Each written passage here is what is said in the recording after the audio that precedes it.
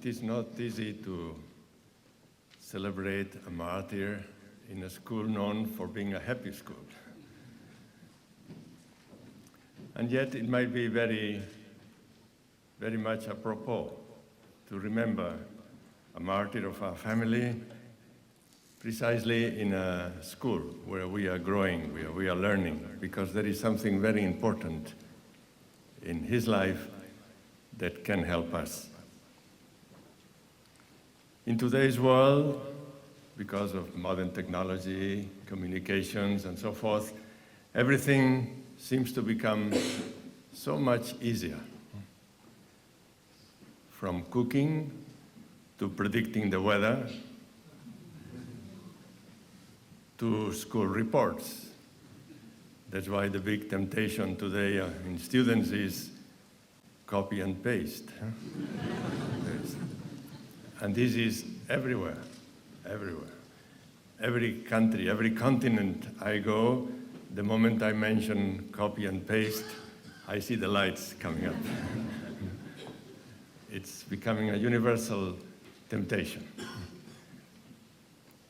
So things seem to be easier by the day, except life, except living, except becoming a person. That hasn't become easier. Maybe it has become more difficult today. Life continues to be difficult as ever. We can just look at our values, our families, our friends, our jobs. Some of you probably remember that movie by Anthony Quinn, Zorba the Greek. Zorba the Greek. It became a very good movie in its own time. Maybe the young don't know it. Anyway, it's a Greek who is very exuberant, very much alive, and he is helping a young man that comes from the city, who is well educated, very controlled, very much in possession of himself. And at one point, Zorba is telling him to do something that the other doesn't want because it complicates things. And Zorba is telling him, but why not? And he says, because I don't want trouble. I want to avoid trouble. And Zorba tells him, but listen, life is trouble. Life is trouble. And that sentence stuck because it's very good, it's so true. Life is trouble. And the same education. Education is trouble, as you know. This morning I had a little experience with this Irish class. It was very interesting. The teacher was really doing very well. The students were responding magnificently. Some even told us the answers. But it's difficult. It requires effort. And this is very much what education is all about. We would like so much today to have instant growth, painless education, hope without doubts, love without pain. And it doesn't work like that. All these things have a charge, have a pain, have a price that we have to pay, and we know it. And this is particularly known in schools. We would like instant growth, right? And to know the answers for the exams right away without having to go through the pain of learning and studying and making the effort. In spring, I had a chance to go to Nigeria, and I visited the Jesuit school in Abuja. And the school is called something like Jesuit Loyola College, JLC, which the students immediately interpret as jail for little children. It's a boarding school.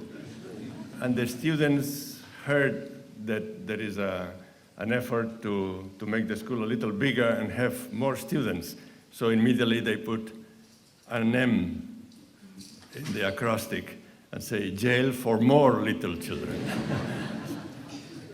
So this is the experience we all have gone through. Education is painful because it's growth. because it's growth. And growth, real growth, never happens easily. If everything were easy, we would not be very human. We would be very much like machines, without anxieties, without doubts, without frustration, but also without feelings, without compassion, without understanding. And I think that's where education is going to help us really grow. I remember once having read, you have this Jewish story of the wounded healer. And in an article about this very old tradition of the wounded healer, there was a doctor who was a very good and holy man. And one day he really got into very deep communication with the Lord. So the Lord told him, you have been so good, a doctor serving others and all that. Ask 3 things and I will give them to you. No? So the doctor said, oh my goodness, this is a chance. No? He said, well, first I would like to be wise so that I know how to heal people. And God says, okay, I give it to you. I give you this wisdom. Second, he said, second, I would like to be compassionate so that I can heal others with love and help them grow from inside. And God says, very good, granted. Third petition. And then the doctor said, well, that I am healthy so that I have strength to go around and serve others. And God says, no.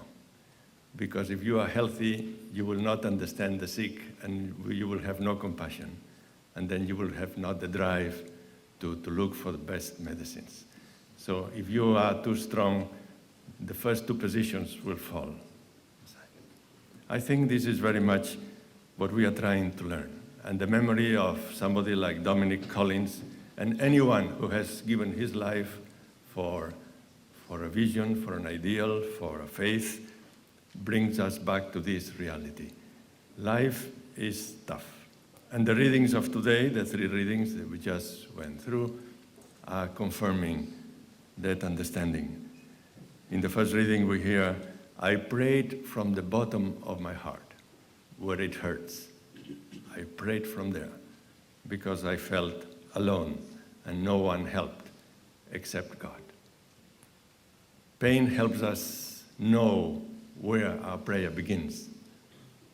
When there is no pain, there is no desire to learn, there is no desire to pray, there is no desire to make any effort.